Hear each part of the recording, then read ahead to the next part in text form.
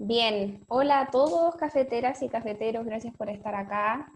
Vamos a iniciar el taller que nos va a, a dar José Araneda Riquelme, un querido compañero de historia, ¿no? Un colega. Bueno, José ha participado anteriormente en otros espacios de nuestro podcast, ha participado en entrevistas personales y también en especiales que hemos hecho ya hace un tiempo atrás. Así que es un querido invitado para nosotros. Y bueno, José hizo sus estudios de pregrado y magíster en la Universidad Católica de Chile en Historia, ¿cierto? Y ahora ya está estudiando el doctorado en Literatura, Arte e Historia en las Escuelas Normales Superiores. Así que nos va a hablar desde allá. Estamos haciendo una conexión Transatlántica. internacional, transatlántica. Así que te dejamos, José, todo tuyo el Zoom para que nos des tu taller y muchas gracias por aceptar la invitación. Esperamos que sea un buen momento para ti y para los invitados. Sí. Muchas gracias, Alejandra y Eduardo, por la invitación, que siempre mitad invitación y mitad obligación, pero bueno, una broma. Un Pero aviso no, muy... importante. ¿Ah? Sí, disculpa, es que para que estén atentos, una vez que José inicie, vamos a silenciarlos para así no interrumpirlo, entonces nos salimos de cámara y también quedamos con los micrófonos apagados para darle todo el espacio a él, ¿ya? Así es que después, al final, cuando José finalice, vamos a dar una ronda de preguntas, unos minutos, y vamos a hacer las preguntas por el chat. Así es que ahí les vamos a estar avisando para que vayan pidiendo la palabra, para que no nos interrumpamos entre nosotros. Eso. Perfecto. Bueno, primero el título. Esto es como una cosa tangencial a mi investigación, que tiene que ver con los mensajeros en el Chile colonial.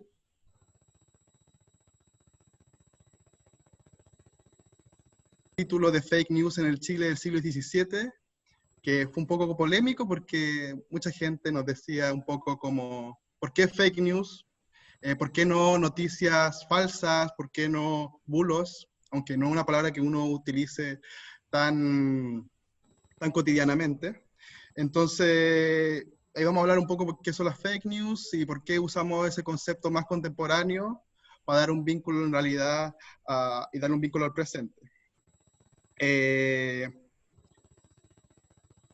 Bueno, esto es parte de un proyecto doctoral cuya tutora en la escuela es Stefania Pastore, y que busca entender, comprender y analizar y hacer una historia social de la comunicación en la frontera meridional del Imperio Español, ¿cierto? En este caso Chile, conectado con su vertiente virreinal peruana y también con Madrid, ¿cierto?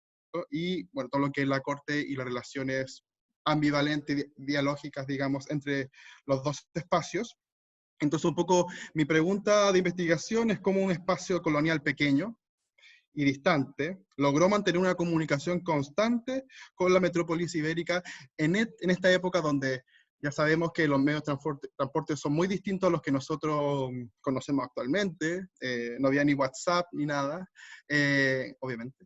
Y un poco cuestionarse, ¿cierto?, cómo sobrevivía, cómo era la vida política de este imperio tan amplio, pero que seguía siendo en cierta medida coordinado, ¿cierto?, dentro de sus distintos espacios. Entonces, tomar Chile como laboratorio de ese contexto imperial.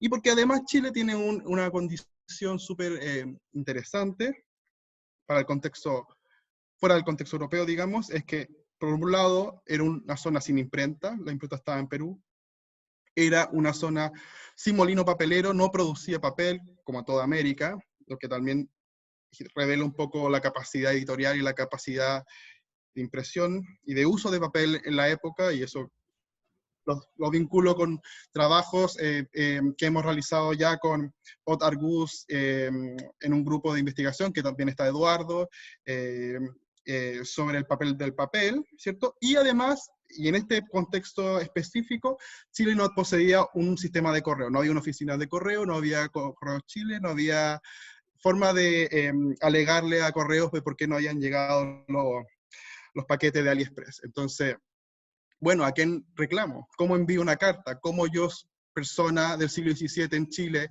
en una localidad perdida, me comunico con mi rey? Que es un derecho, digamos, en esa época, y lo vamos a ver más adelante, ¿cierto?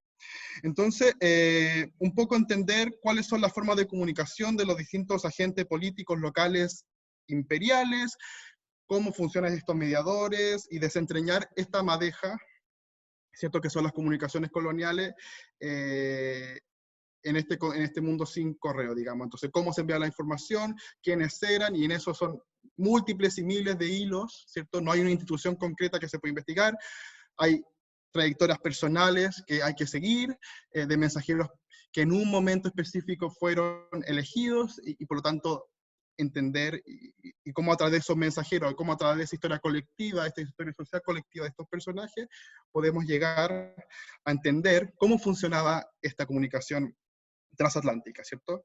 Especialmente porque estamos en un mundo donde la circulación de noticias es muy profusa, muy dinámica, ¿cierto? Tal como lo es hoy. Obviamente hoy estamos enfrente a otro tipo de inmediatez, de otro tipo de soporte, pero, ¿cierto? Eso no quiere decir que debamos pensar de que ahora tenemos muchas noticias y sabemos de todo, y en el pasado había pocas noticias. Eso es una mirada que hay que cambiar, ¿cierto? Y por eso es interesante analizar Chile como una comunidad de información, ¿cierto? Y además, bueno, estos mensajeros tienen un vínculo muy estrecho, y esta es parte de mi hipótesis, con las cartas, ¿cierto? Actualmente, si nosotros recibimos una carta, sabemos quién la entregó, el delivery, pero como un compromiso. Y la carta, un poco ya en el siglo XV se construyó esta idea de la carta como, o sea, como secreto, el secreto postal, etcétera, y que, bueno, eso es una historia larga, pero que en esta época yo pienso también que el secreto también es muy frágil, y los mensajeros tienen directa relación con la carta que llevan. Entonces hay un compromiso mucho más importante con el contenido de la carta, que es muy distinto al mensajero de ahora. Si yo envío una carta ahora, el mensajero no sabe realmente qué contiene la carta. En esta época tiendo a pensar, especialmente para el caso de Chile, que ese límite entre la carta, su secreto, y la persona es mucho más débil. Vamos un poco a lo que bueno, entonces, esta exposición, este taller está enfocado, está en el contexto de ese proyecto más general, ¿cierto? ¿Qué son las fake news? Y ahí yo cambié un poco la traduje en español en realidad. Esas noticias falsas, ¿cierto? ¿Por qué usar un concepto más contemporáneo? Bueno, claro, en español uno tiene palabras para poder traducir, para poder dar un sentido a lo que es una fake news, pero la fake news como tal ahora, como concepto, tiene una carga mucho más especial, ¿cierto? En el debate político y en el debate público, ¿cierto? Si yo digo eso es una noticia falsa, no es lo mismo a que yo diga que es una fake news, tiene una carga distinta, y por lo tanto, el objetivo también de esta charla, de este taller, era como también divulgativa, ¿cierto? Mirar el pasado a los ojos del presente, y cómo podemos generar vínculos cognitivos, etc. Bueno, ¿qué son las noticias falsas, cierto? ¿Qué son las fake news? Es interesante entender que es una forma de noticias o de información donde se entrega conscientemente una desinformación o una noticia falsa o un bulo a través de medios masivos de comunicación tradicionales, o en esta época, actualmente en redes sociales. Lo interesante de esto es que son con un conocimiento falso, pero formateado, ¿cierto? Cumple con elementos formales de una noticia real. Y por lo tanto, la confusión está no tanto en el contenido, sino más bien en cómo está presentado, pero también, ¿cierto? Bajo qué cánones, ¿cierto? Sobre lo que puede significar un conocimiento, ¿cierto? Se estructura en ese sentido. Si una noticia, uno siempre, bueno, cuando uno está en el colegio, en primaria, o etcétera, le enseñan el género, la noticia como tal, el dónde, el por qué, el cómo, etcétera. Hay una explicación, ¿cierto? Que se puede falsear, pero dado su formato, dado sus elementos formales, ¿cierto? Hace una disimulación, ¿cierto? Que algo que la disimulación es algo muy, ¿cierto? Muy del siglo XVII, disimular la disidencia religiosa, por ejemplo, era muy común en esta época, los criptojudíos en la España del siglo XVII, del siglo XV, o sea, y para atrás, digamos, la disimulación política como estrategia también, disimular en la corte, ¿cierto?, para tener un rédito político. Entonces, estas son noticias que además tienen, o noticias falsas que tienen un uso político, ¿cierto? Un uso político que lo podemos ver actualmente también en el contexto de las crisis de las democracias occidentales, ¿cierto? Y en ese sentido, nos habla de una utilización, ¿cierto?, que tiene un vínculo concreto, ¿ya? A pesar de que, a medida que se está viralizando y circulando, ¿cierto?, el sentido inicial, la relación de fuerza entre la persona que genera el bulo o que genera la fake news, ¿cierto?, se va perdiendo a medida que la gente va aceptando, ¿cierto?, estas noticias, ¿ya? Y lo más interesante es, como lo ha planteado un poco Darton, en un pequeño texto que sale en el New York Book Review, son noticias falsas que se difunden ampliamente en una sociedad receptiva a este tipo de información, ¿cierto? Hay un horizonte de expectativas, ¿cierto?, que hace posible, dentro de ese horizonte personal, pero también colectivo, la recepción de una noticia falsa como si fuera una verdadera. Y ahí está un poco el efecto la disimulación, ¿cierto? Y esto se amplifica obviamente con las comunidades virtuales, donde ya el bulo se descontextualiza y empieza a girar, y aparecen de distintas épocas y en distintas épocas y lugares dinámicamente a través del tiempo.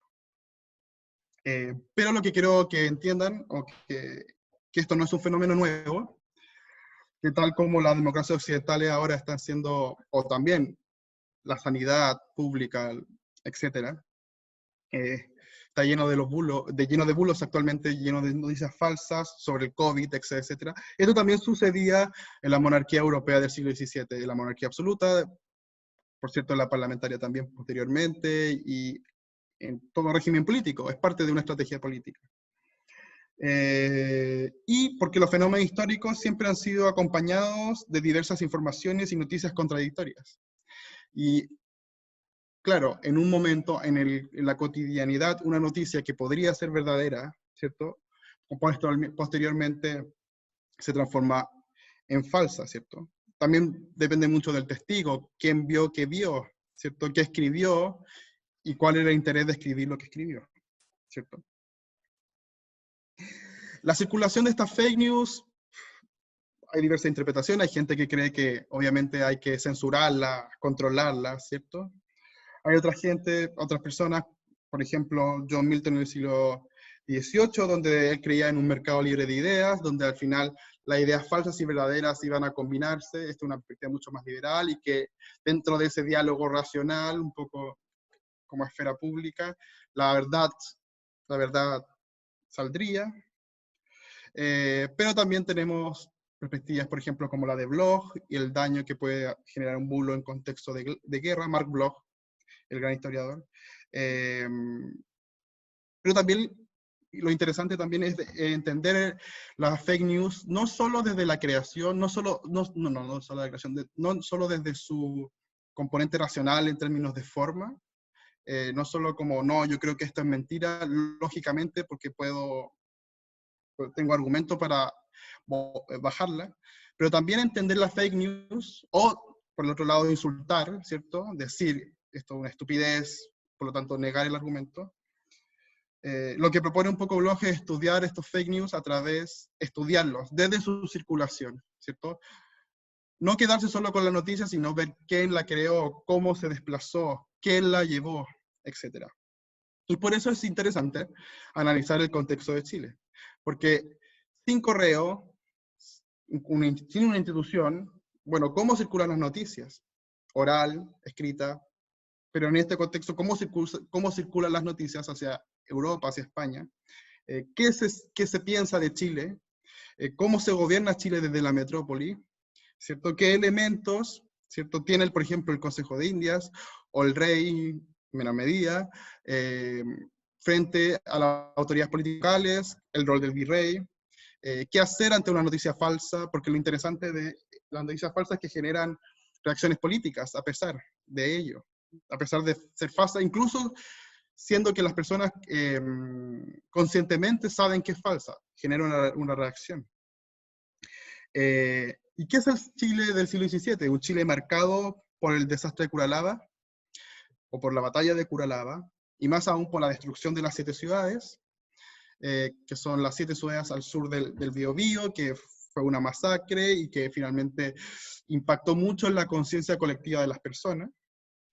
Y por otro lado, la incursión inglesa y holandesa, ¿cierto?, a la costa Pacífico, en el contexto de las guerras de religión, en el contexto de la disputa, la hegemonía española de Europa y en el mundo, ¿cierto?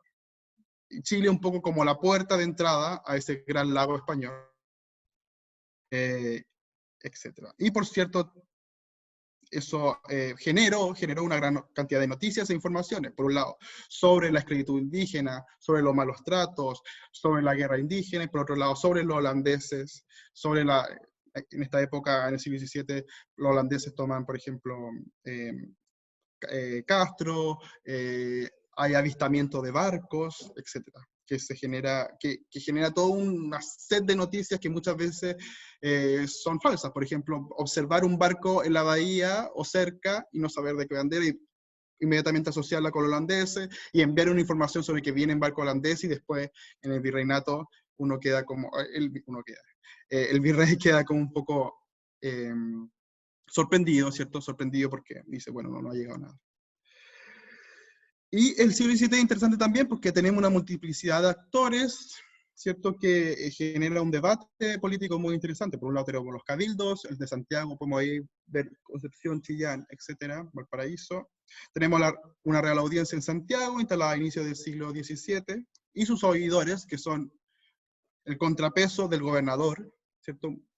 Sobre todo a finales del siglo XVII hay un constante conflicto entre estos dos sectores. Están los vecinos, que también participan dentro del debate político, y los religiosos, ¿cierto? Que los religiosos en general son un elemento interesante de analizar porque son las personas que van transitando de espacio en espacio, en un espacio misional, de un espacio local a un espacio global, van transitando en distintos centros, buscando misioneros, buscando financiamiento, buscando conocimiento, entonces son personajes que están en constante movimiento, ¿cierto? Y por ello, nosotros, por ejemplo, en el Archivo de INE tenemos diferentes tipos de cartas, ¿cierto? Diferentes tipos de cartas. Como dice esta ley de India, ¿cierto?, que dice un poco que no se impida al venir o enviar a dar cuenta al rey de lo que convenga a su real servicio. ¿Qué quiere decir esto? Una libertad de cualquier súbdito a poder, dice, por ejemplo, nuestras justicias reales o personas de cualquier grado o dignidad que sean, cualquier persona puede enviar una carta al rey a dar cuenta de injusticias, de agravios, de sinrazones, de noticias, ¿cierto? Ahora, el gran conflicto, el gran problema, y eso se ha investigado también mucho por el historiador Alen Brendek, esta idea del triángulo vigilante, donde, bueno, cómo yo obtengo desde Chile, por ejemplo, desde un lugar lejano, una de la situación. ¿Qué sucede si es que solamente recibo cartas del gobernador? ¿Me está mintiendo o es verdad? O solamente un oidor. ¿Cómo creerle a un oidor o a un vecino específico de que el gobernador está haciendo injusticias en el territorio, etcétera? Entonces está esta idea que ha planteado este historiador sobre el triángulo vigilante, donde, ¿cierto?, hay un control de autoridades, ¿cierto?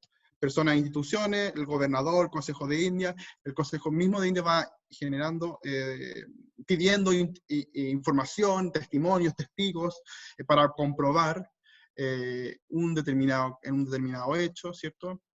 Y el problema de ese triángulo, de esa libertad de enviar cartas, ¿cierto?, es que como desde Chillán, como desde, no lo sé, La Serena, o bueno, Santiago, envía una carta criticando al gobernador sin un sistema de correo, sin una oficina de correo, ¿cierto?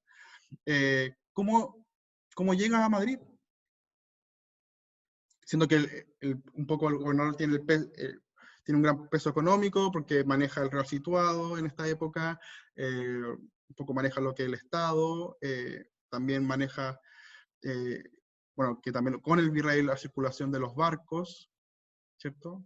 ¿Cómo llevó esa carta que está hecha, esa carta de papel sellada o muchas veces con un hilo amarrada con este secreto, ¿cierto? Que en la ley son inviolables, o sea que nadie las puede abrir, nadie las puede leer en público, pero tiene que pasar más de miles y miles de kilómetros de tierra, montaña y mar para llegar a Madrid, ¿cierto? Ese es un gran problema. Y en esa circulación, ¿cierto? Por lo tanto, se involucran elementos textuales, ¿cierto? Cartas, pero también rumores, ¿cierto? Y los rumores van circulando y van siendo alimentados también por cartas, etcétera, ¿ya? Y para ello les voy a presentar dos casos. Espero que que estén entendiendo todo, porque como no tengo feedback, no sé si a lo mejor se apagó el micrófono y ya no se sabe nada más. Bueno. El primer caso es Chiloé 1670.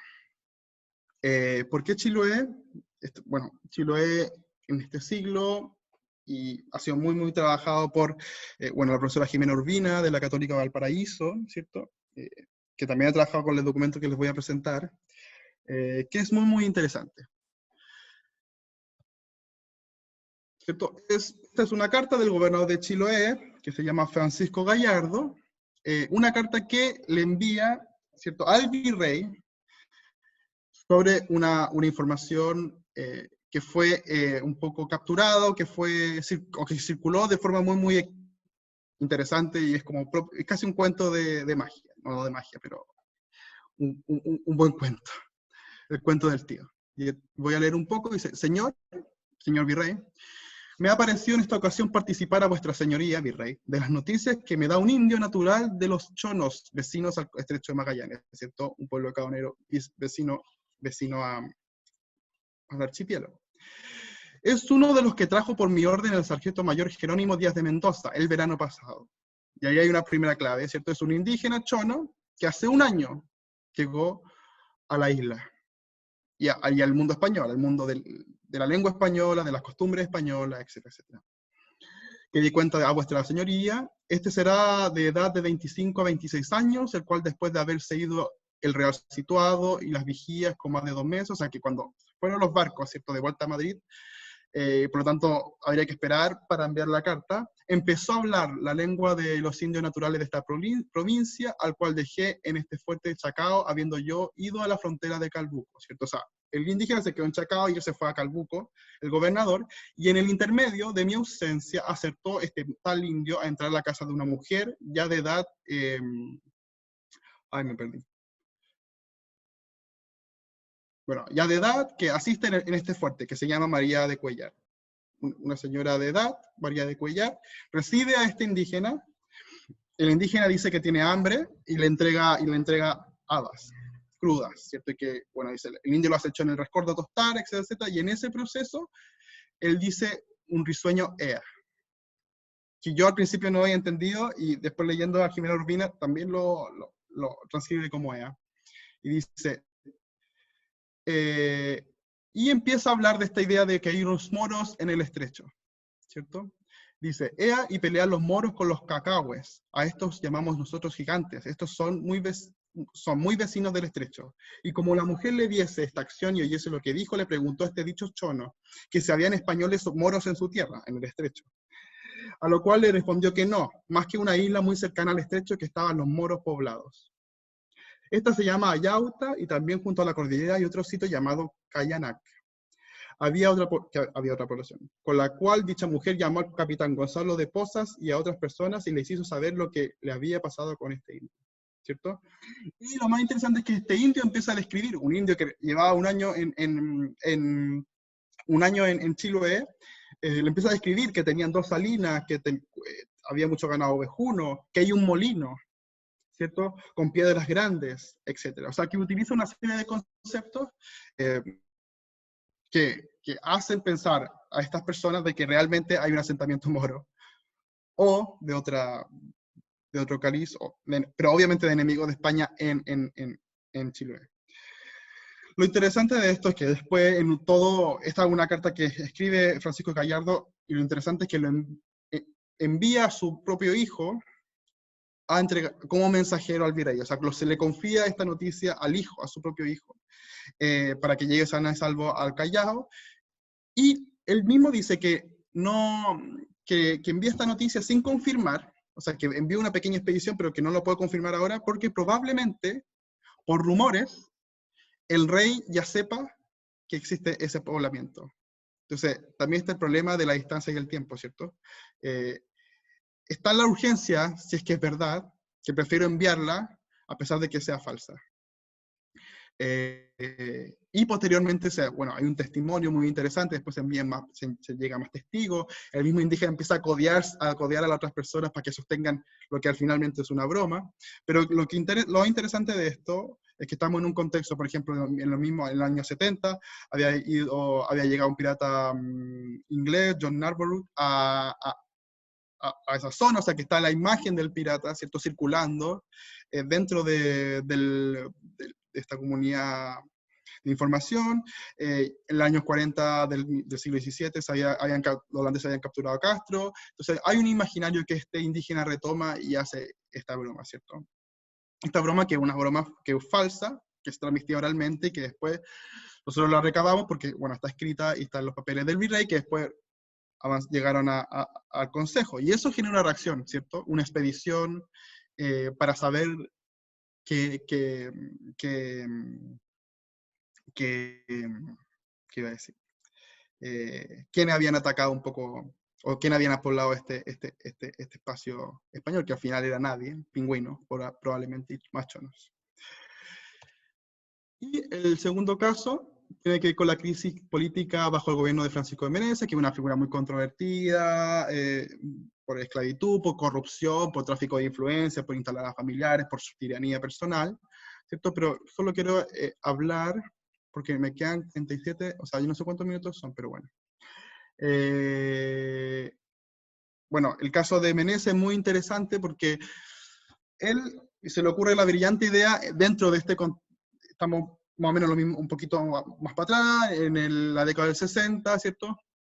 Y Francisco Meneses llega a Chile con una actitud muy intransigente, muy dura, se le trata de tirano, hay todos unos problemas con la comunidad local, con los oidores, especialmente Juan de la Peña, y también con, ¿cómo se llama? Solorzano también, y con el obispo Diego Dumansoro, que tiene todo un conflicto y unas querellas por carta, etcétera, etcétera. Lo interesante de todo esto es que Meneses hace una política sistemática de abertura de cartas, llega al nivel de desnudar a los sacerdotes antes de entrar a los barcos para saber si llevan alguna carta, roba el sello de la Real Audiencia para poder saber qué sentencias se envían, qué documentos, o sea, qué sentencias se aprueban, qué documentos políticos se lanzan, o sea, se publican, y incluso llega a escribir cartas a nombre de otras personas, ¿cierto? Entonces, esto se encuentra en el Archivo General de India, Chile 55A, B y 54A y B. Después, de documentación de residencia que le hacen posteriormente a Meneses, donde están todos los crímenes, crímenes habidos por haber que una persona podía cometer en esa época. Bueno, Meneses fue acusado.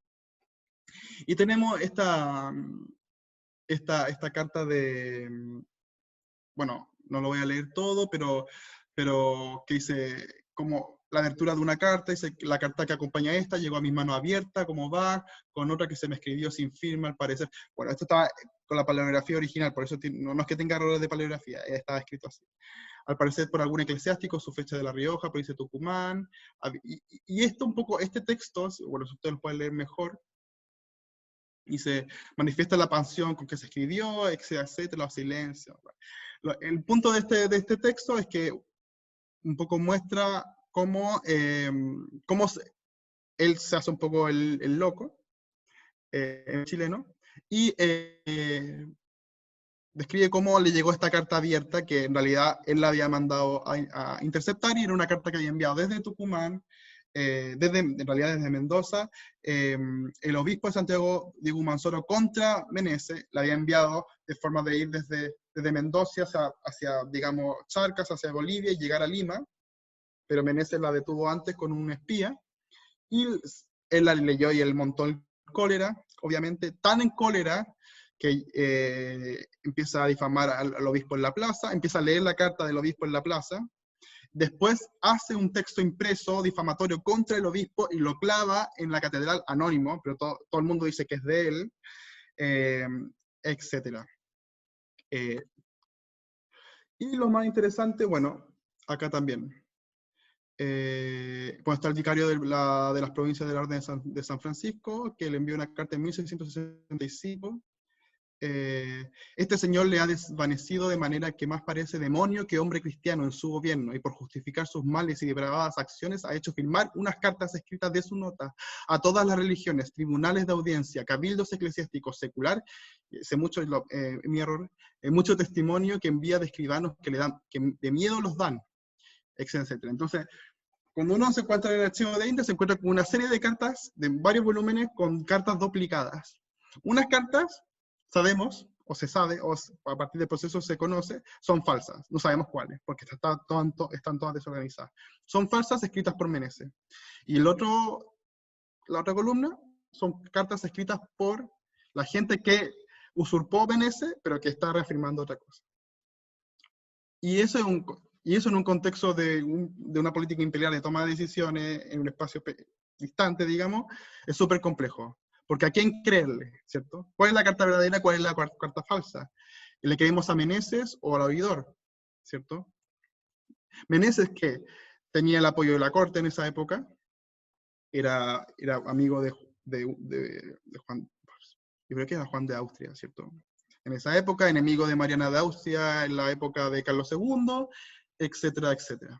Y lo más interesante es que tenemos, y esto es como, que también lo he dialogado mucho con Rafael Gaune, que actualmente está haciendo un libro sobre Rosales, y también la edición del Flandes Indiano de Rosales, también con Miguel Donoso. Y esta es una carta, tenemos dos cartas, ¿cierto?, del padre Diego Rosales, dos del 64, ¿cierto? Escrita casi en el mismo periodo, una de una fecha no clara, pero en el 64, a finales de hecho.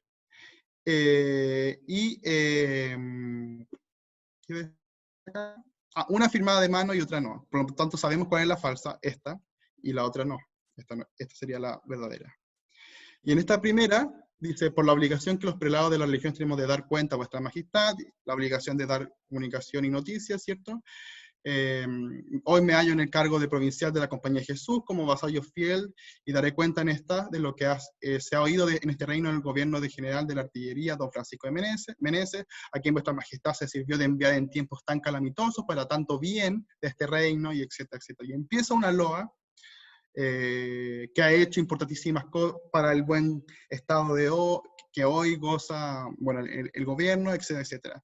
Toda una carta laudatoria, y eso se repite en casi todos los personajes del Santiago de la época, los mercedarios, etcétera, etcétera. Y ahí, por eso le hablaba a Catherine en un inicio que uno de los que llevó estas cartas fue Ramón de Morales, que era uno de los aliados de Meneses, que era mercedario, etcétera, etcétera, y que de hecho Meneses utiliza el dinero del situado, que era para la guerra de Arauco, utiliza ese dinero para enviar a Morales a su defensa a Madrid. Y tenemos la carta de Diego Rosales, que es firmada por él, y que del mismo periodo, y criticando a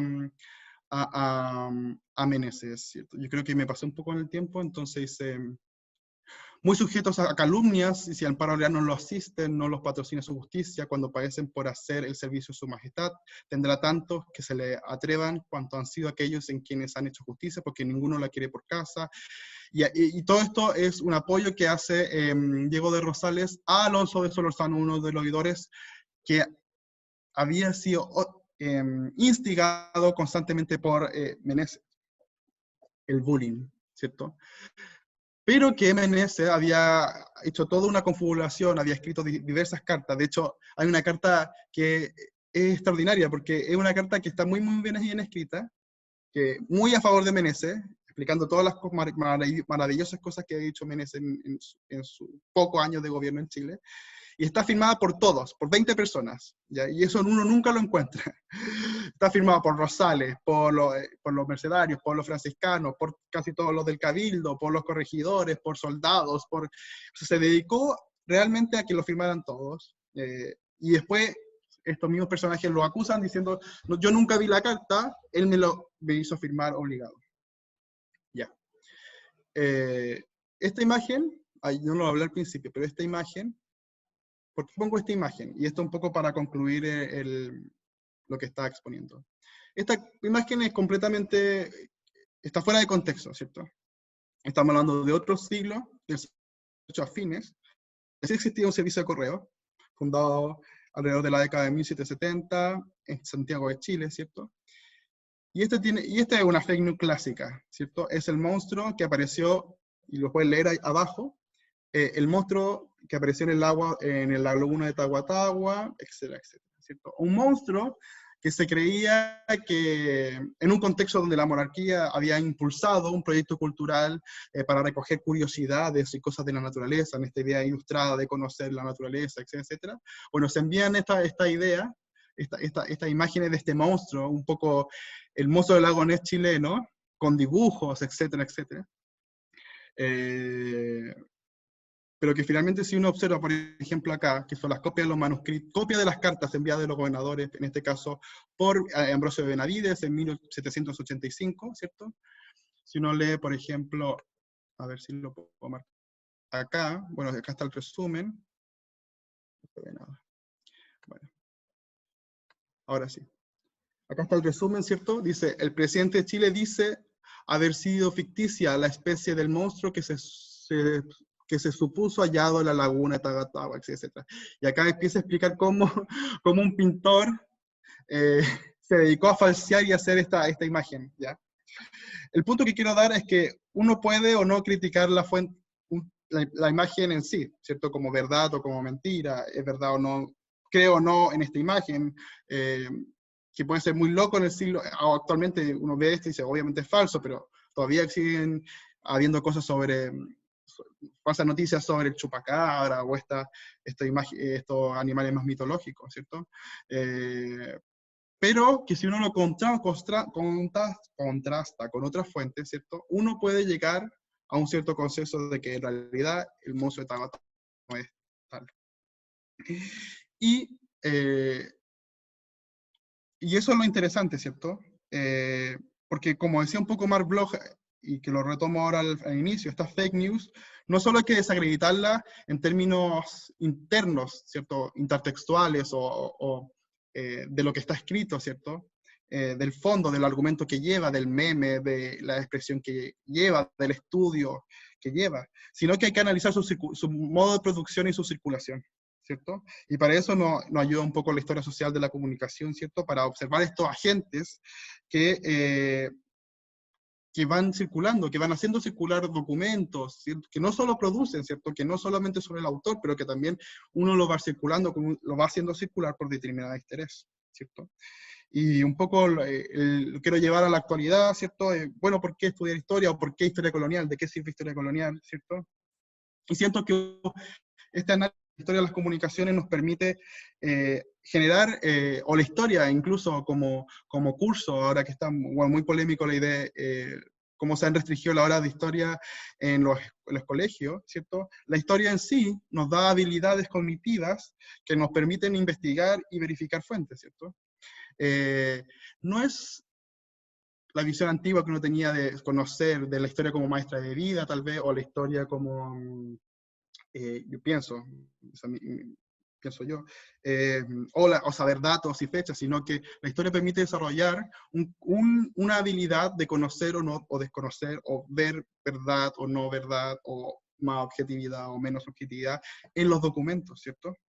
Y en ese sentido llamo un poco a entender la fake news desde su multimedialidad, ¿cierto? Del oral a lo escrito, a lo visual, a lo audio actualmente, pero también a las personas que las conducen, ¿cierto? Y el estudio de esta época del mundo moderno, de la época colonial, o incluso del siglo XX, nos ayuda a entender de que, como ahora, pensamos un poco que el Internet, que esto circula y que no hay nadie que lo esté permitiendo, o que es tan fácil como WhatsApp, envía una imagen, etc. Pero hay miles de actores que van engranando distintas cosas que permiten una determinada comunicación, ¿cierto? Incluso las perspectivas o las condiciones de posibilidad de que alguno lo escuche, alguien de Chile, o alguien de España, o alguien de Colombia, o alguien de Estados Unidos, etc. Son personas, ¿cierto?, que van contactando y que permiten esa circulación, a pesar de que vivimos en este mundo ultra digital, digitalizado y globalizado. Eso, muchas gracias. ¿Me escuchan o qué? Sí, José, tranquilo. Sí, acá estamos. Ya, Oye, muy bien. muchas gracias, José. Tenemos ya algunas preguntas. ¿Tú las puedes ver en el chat? ¿Cómo las veo en el chat? ¿Tengo que salir de la pantalla? No, No, abajo. abajo en la ¿Dónde? pantalla dice chatear y hay como una burbuja. Ya te deben haber aparecido unas No me está, notificaciones. es que, ya.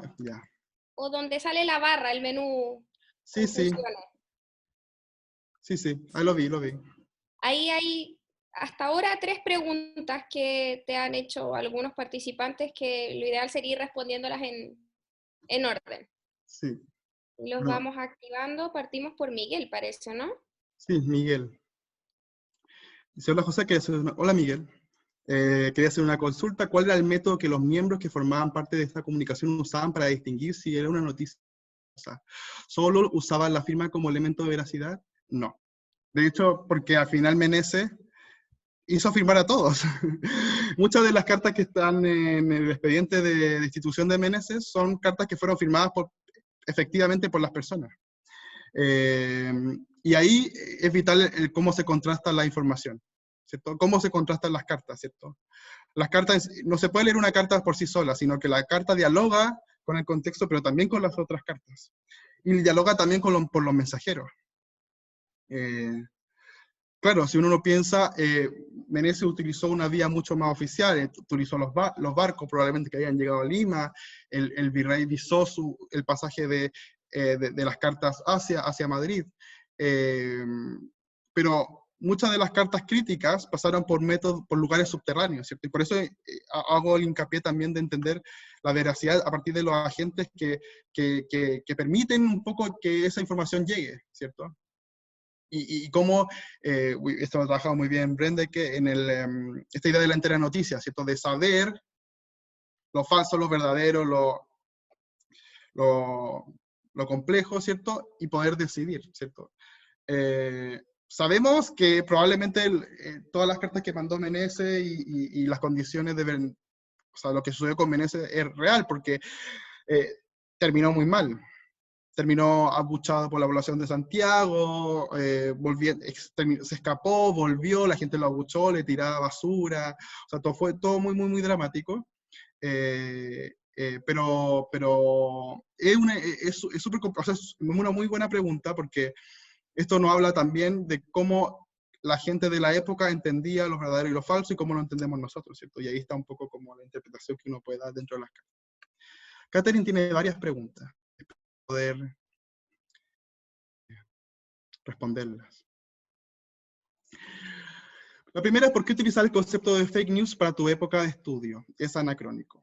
Yo lo tengo claro.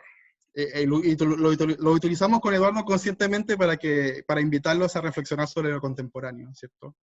Pero cierto que uno mira la historia, es anacrónico, y no sé si lo use, o sea, no creo que lo use, pero sí la idea de la noticia falsa, pero que no, cómo el presente no ilumina, ¿cierto? El pasado de una manera, ¿cierto? De enfocarse, ¿cierto? Yo en un inicio estaba muy focalizado en los mensajeros, ¿cierto? Pero me di cuenta que el mensajero y el mensaje en esta época no se puede separar, siendo que ese mensaje sea falso o verdadero, ¿cierto? Pero se ha discutido y se discute mucho sobre fake news actualmente, y eso un poco enriquece la interpretación que uno puede dar posteriormente a la luz. O sea, de hecho, Meneses muchas veces se había analizado desde la óptica de la corrupción económica, esclavitud, pero muy pocas veces de la noticia, ¿cierto? Y siento que toda la polémica que ahora hay con Trump, y etcétera, con todas las palabrotas que dicen constantemente, ¿cierto? Me permitió igual pensar en Meneses desde otra figura, de un agente comunicador, pero que es muy consciente de cómo funciona las cartas, pero también el impreso, y cómo controlo a los mensajeros, etc. Lo segundo sobre el caso Meneses. Es un caso excepcional de un sujeto en frontera y otros casos en otros espacios periféricos con la misma práctica. Yo supongo que sí. No, o sea, no lo he estudiado, no he estudiado otros espacios. Pero yo creo que el caso de Meneses es algo como general. Al parecer también sucedió con los virreyes, por ejemplo, las comunicaciones de los inquisidores generales. En Lima, o sea, los inquisidores tienen conflictos también con determinados virreyes que no quieren que se envíen cartas de la Inquisición porque son críticos a ella, etc. O sea, que es un problema que es constante y que dada la fragilidad de la comunicación y que él la controla, ¿cierto? Que no es un ente independiente como sí lo va a ser a fines del siglo XVIII, sino que depende un poco de la autoridad principal. ¿Conoce algo de ella o no? ¿Y cómo vincula la idea de los imaginarios en la circulación de noticias? Es súper interesante porque hay una obsesión en Chile en esta época sobre la revuelta, pero también sobre el avistamiento de extranjeros holandeses y europeos en general, o sea, y europeos contra la monarquía, digamos, enemigos de la monarquía. Y es interesante cómo, por ejemplo, en el caso del Chiloé, de este indio chono se incorpora, ¿cierto?, a lo moro, al molino, a conceptos que son fuera de su horizonte de expectativa, digamos, como indígena, pero que es parte de la sociedad española, y lo logra traducir en una historia falsa. Y lo logra traducir en una historia falsa de tal manera de que incluso los españoles la creen. Estamos hablando de un indígena que ahí dice que habla su lengua, que habla un poco de español, pero que logra crear una noticia, entonces está dentro de ese imaginario. Y esa reacción de, oh, son moros, por ejemplo, el caso de la señora, que era súper complejo que fueran moros. Era mucho más factible que fueran ingleses. Bueno, ella también podría haber interpretado como, bueno, hay una extranjera, no necesariamente moros, pero es interesante cómo esos imaginarios se van entrelazando, ¿cierto? Bueno, Antonia dice, me parece muy interesante que se pueden explicar conceptos contemporáneos para analizar fenómenos del pasado. Muchas gracias por la presentación y por el comentario. Lo que cuentas es más relevante que nunca en los tiempos de COVID y de la posverdad. Necesitamos historias para formar pensamiento crítico frente a la comunicación. Y eso es verdad. De hecho, ahora hay toda una crisis, por ejemplo, incluso los datos. Todo el mundo cree que el dato duro es total y absolutamente confiable, pero hay todo un proceso de cómo se construye ese dato duro que puede ser súper complejo, criticable y utilizable, ¿cierto? En sentido no veo como el anacronismo. Bueno, me defendí, gracias Antonio. Rocío Moreno, enhorabuena por la exposición, muy interesante. Rocío Moreno, Cabanillas, que acaba además de defender su tesis doctoral sobre correo, así que enhorabuena, Anke, a ti también, y que también trabaja correo, pero en el siglo XVIII, ¿cierto? Me gustaría saber si analizas otros canales de comunicación extraoficiales como el de los jesuitas, tanto a nivel provincial y transatlántico, mercaderes, etc. Saludos desde Sevilla. Sí, esto es solo una parte, pero incorporo procuradores, no solo jesuitas también, y lo hablaba con Catherine, mercedarios, ¿cierto? Pero también hay distintos canales. Lo más complejo de todo es que son los jesuitas los que claramente tienen una documentación que habla mucho más de los mecanismos de información, de los sistemas de información que otras órdenes religiosas, que es mucho más complejo de seguirlos. Pero me ha tocado, por ejemplo, incluso que en 3 casos distintos, en 3 épocas completamente distintas, se ha utilizado al comisario de la Inquisición como mecanismo, como mediador de comunicación. lo que es algo súper interesante. Porque incluso tengo una carta de unos frailes anónimos donde hacen una idea de como la Inquisición que ha permitido la libertad de circulación de la información, o sea, que ha permitido comunicar, que algo como súper contrasentido a lo que uno podría creer, a creer en como esta idea de la censura inquisitorial, etcétera, pero que también, ¿cierto?, es un mecanismo que funciona paralelamente y que permite llevar la información a otros sectores, ¿cierto? Mercaderes, difícil en Chile en el siglo XVII, pero también intento seguir a una heterogeneidad de personajes que ha sido muy complejo, pero ahí estoy intentando vincular, y por eso hacía hincapié un poco en la idea de los mensajeros como algo más general, porque me voy encontrando con distintos agentes y distintas personas que van circulando, y que muchas veces las mismas cartas las describen, ¿cierto? Y aquí no sé si intento hacer un estudio exhaustivo, porque yo creo que es imposible encontrarlo a todos, pero sí una muestra representativa que te permite entender cómo, que hasta ahora era el problema un poco de Chile en esta época, que bueno, cómo llega la información, cómo circula, quiénes, etc.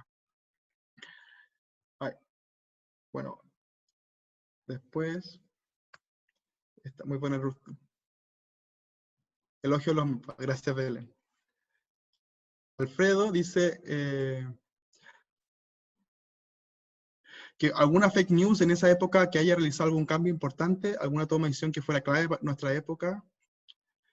Es difícil como calificar en historia algo como importante, pero incluso esta fake news, este relato de este indígena, generó toda una expedición a Magallanes, con mucha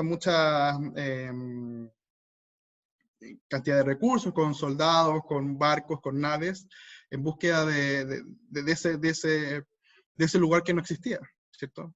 Y que también lo ha trabajado mucho Jimena Urbina en la ciudad de los Césares, este mito de esta ciudad de oro, bueno, que mucha gente siguió ese mito, ¿cierto?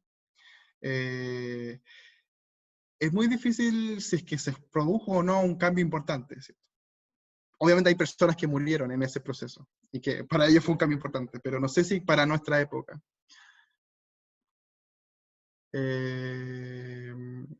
Gilbert, gracias. Gracias por escucharme. José Francisco, gracias. Bueno, no hay más preguntas. Hola. ¿Hay alguien ahí? Hola. Gracias, José. Sí, acá estamos. Ya. Muchas gracias. No sé si alguien quiere contraargumentar. Catherine, por ejemplo. Están activados todos, por si alguien quiere contraargumentar, como dice José. Gracias, James. Un comentario ya de despedida, porque con ese set de preguntas estamos dando por finalizado el taller. Espero que les haya gustado, espero que se animen a conocer este mundo que yo creo que es poco estudiado, ¿no?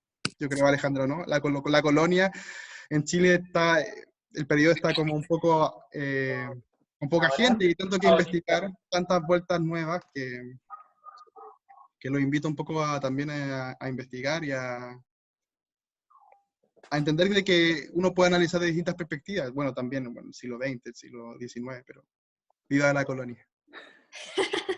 Sí, de todas maneras, como partiste al principio diciendo que hoy en día tenemos estos problemas con AliExpress, con los pedidos que hacemos, ¿cierto? Imagínense en el siglo XVII, o sea que... Claro, imagínense, mucho más. Y una vez no es consciente de que ese problema también existía hace siglos atrás. Así es que estamos muy agradecidos por tu taller, José. Muchas gracias. Gracias a ustedes, y ojalá que lo hayan disfrutado. Bueno, nos vamos despidiendo. Gracias a los participantes, a las participantes. Esperamos lo hayan disfrutado. Muchas gracias, José. Vemos que nos están escuchando y te escucharon a ti, José, desde distintas partes del mundo. Así que para que te sientas... de Chile al mundo. Bueno, estoy en Sevilla, pero bueno. Bueno, nos despedimos. Muchas gracias. Bueno. Chao, chao. Chao, que estén bien, cuídense.